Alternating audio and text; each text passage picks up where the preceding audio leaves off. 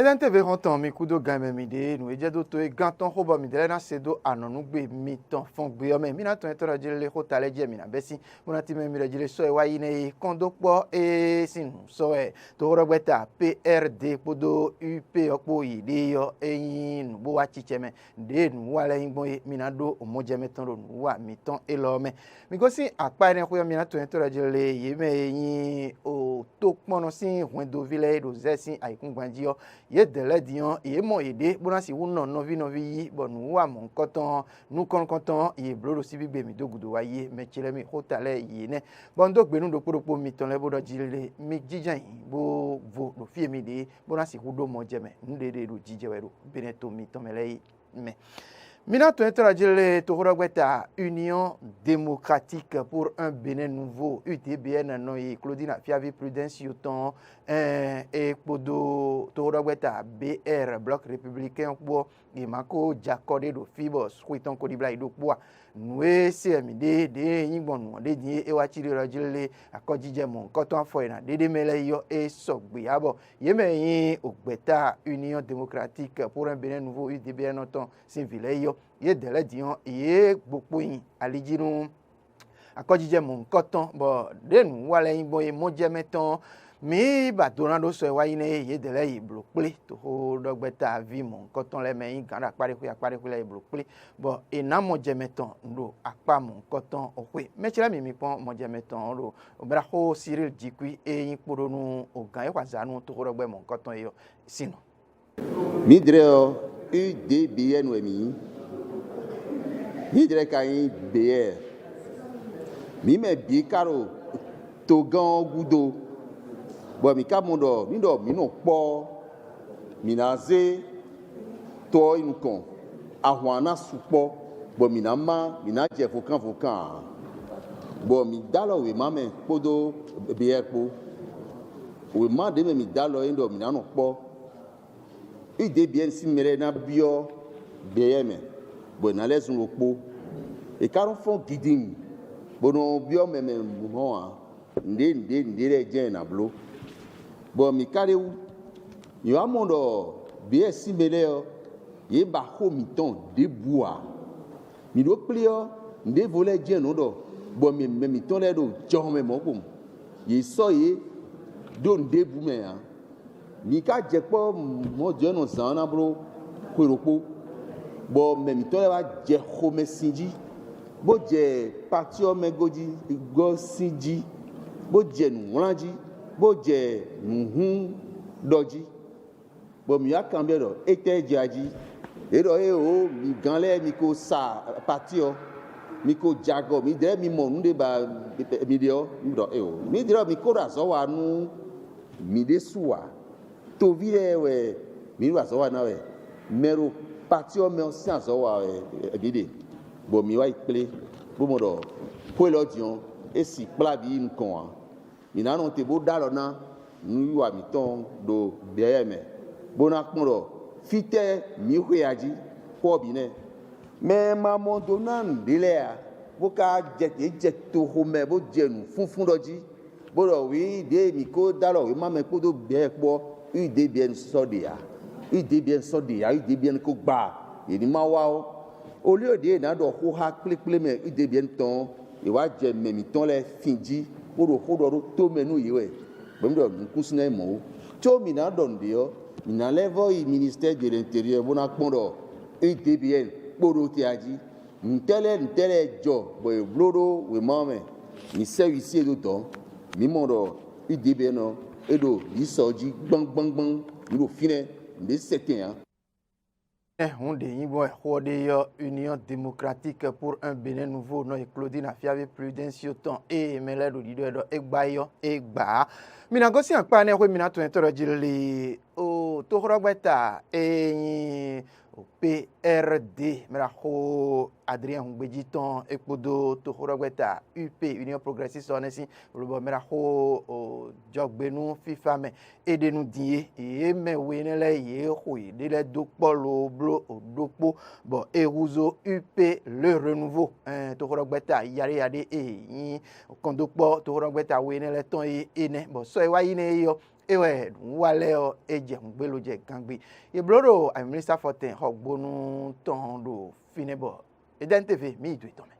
Tohorogbeta PRD mraho Adrien Hungbeji ton podo tohorogbeta UP e mraho Joseph Jogbenukwe azadinu pan so yo waine yeje ako ba ko je mon koton sin wonu tohorogbeta yaya devu yin ojijo tobe yin Union Progressiste le renouveau mraho Joseph Jogbenukwe yi ton ero tintin wedo yeme yin gan do tohorogbeta Union Progressiste so mele yi podo yeme yin gan do tohorogbeta PRD mraho Adrien Hungbeji ton mele yi igbeje lo pon bo modo le tohorogbeta we nele ni jepo ro tohorido sin alenu bonu nukon yo na mo tende no tohorogbeta o eyin mi na do nugbonu omende o tohorogbeta UP opodo tohorogbeta PRD opon ye wa zo titengbe bonu tohorogbevi tonle na si hoho ede pele boyin odondonu ina ho tohorogbeta le pele bonavonu to fienewe gan ewe azado tohorogbeta enele no ye linponde bonu eyin tohorogbeta kegina joro to me ko gangblenu ome sin woni mi blo to pele da ho in conférence nationale kakaje egbe yeni tamekmondo no mon koton ubo modo neon egun plame inu kon o enegodo yeme yin tohorogbeta gan dewe le iro wa no wa mon koton sin do me lo pagbe no po jije tohorogbeta we enele ton bonu e kainu be de modo no mon koton we yilo kenu lubodo mena ho irende agosa lo yihoro fine boro titi mewedo ho me ndesu no titome mi soro tete me kakaje odinle do no na eblo mi de nazon bo tohorogbeta le na jako bona ho yide pele nunu kon yide ton nu dagbe we no eyin bona matin goso no to werondo to ho to vie no atozo obene to ton nu de bi o mi dere de tohorogbeta RLC o meon windo yinitun mero proposin o temeni meraho Jacques Ayaji eloka yihoro fine boro titi mewero ndo biobio wedo ni ma ye sobonu tohorogbeta Union Progressiste ni agosin tohorogbeta PRD o meon mondo po mkale biobio tohorogbeta PRD ni male ajo tohorogbeta Union Progressiste do nu debu si wado ojijewe o mbado ni ma yin monu tohorogbeta irole o podo no mondo no ene tohorogbeta le itime bonu ni ma je sobonu tohorogbeta wenele wajo yide do o maraho Adrien Hungbeji wana ojiride Adrien Hungbeji ro tete mewero maraho Joseph Jogbenu mi pele bloboblo ho yin ho bedo mendi mano kenu de uwai meri mono wa mo ai mi pele loboblo do dayo echi ndole be mi yin vi e donu edon wenwe mi so wegbo kojije iloton so wanu mi bodo se na don do tohorogbeta no tetemele ipon npon gudo a ndonu mi do nyigbe bonata lome ma gbeje we ma mon koton pon nyigbe do nu debu ina ro jijera pa mon koton hweyo nso gbe ha engado mono omi e pacha mi desu bondonu mi do ndo jiride do omewu boro teteme do honkekle e do nu aglobese do nize mi dasa toyiwe bo aglobese yigbe lobo swedo onegbe nugbo be na dasa oto be waje to tentin po won honkekle ne on e wa yime aglobese o nu ne je yeme wele o uvedo po we ina mo do to tentin yime be so do pelele koton sin do mele o ibe azon do po wenwe akoje we ma ye dalome yi bonu yanwuli ye ton we ndo ye ni to somi eyin demen leton e jawe dian boni ido onu ganji ina leto honholo iton eyin onu kanton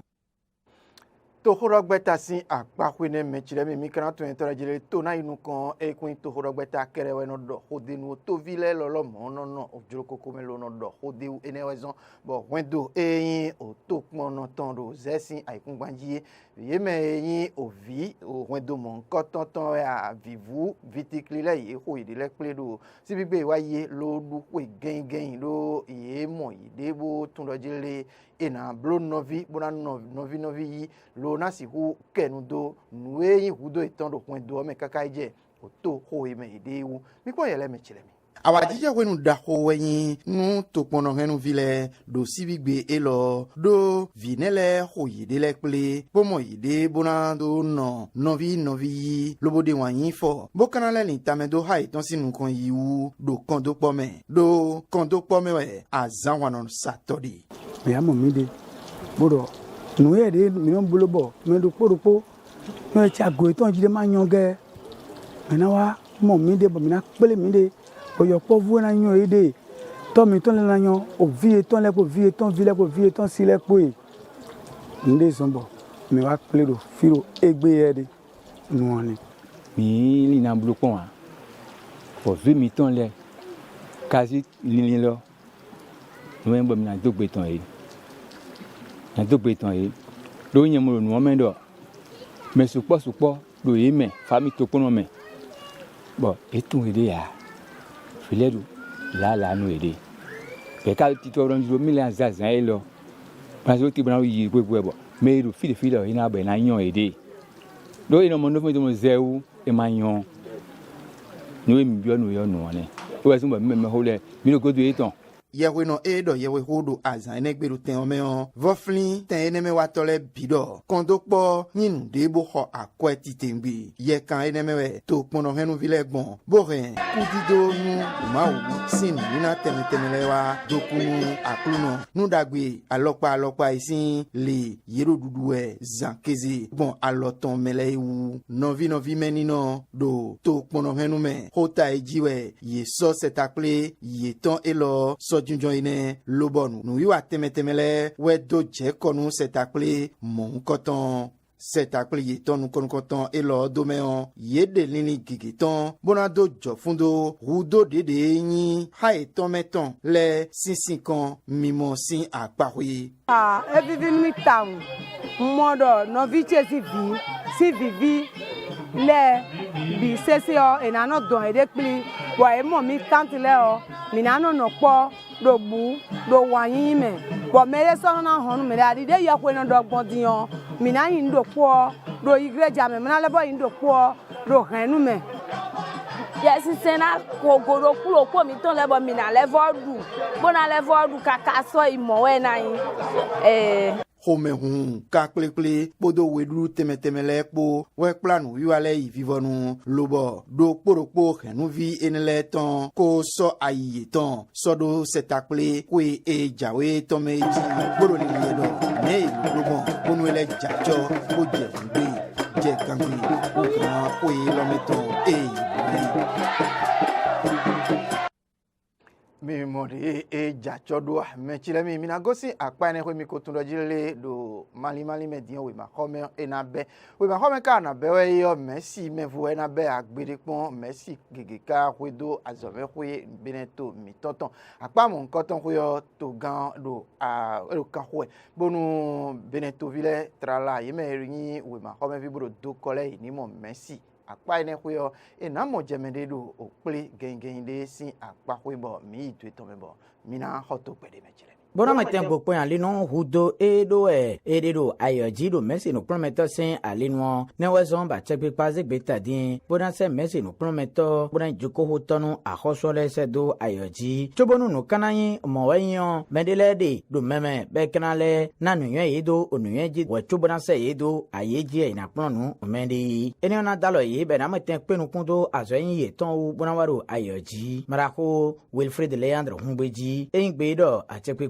ton yi nuedo edeneo yeme degba dokpo afowemo we mensi no prometo enele ya chepipa jansedo ayoji bonu yena matin penu kundo o 20 meton eyin odokoton lewu bonu a chepipa na matin no pejinu ogbeta ne eze do mensi no prometo lesen alinu e wa ipon yeme mensi no prometo enayin joko hoto boko doyin ko itan uwe mamele pomodo yeme degba dokpo afowe de na sedo ayoji a chepipa dile yo iwaro mi mo do ma do we ye ton mo ko tin bo ye dele e ko do jodo me pipe do nu pon me sin alenu apako do pokade bo ye dele o kunde we ma o ba ke ne we ye dele do mu ebiodo ira na ye nu ye do onu ye ji edo yin wero ate pipa do linlin na doze mesi nu pon me to tengbeju ke e je ha azole ye me mesi nu pon me to na joko hotonu a hoswe lole yo ina se ye do ayoji nu we ma ko ben bibe we afo kunukun ego kunukun atongo ton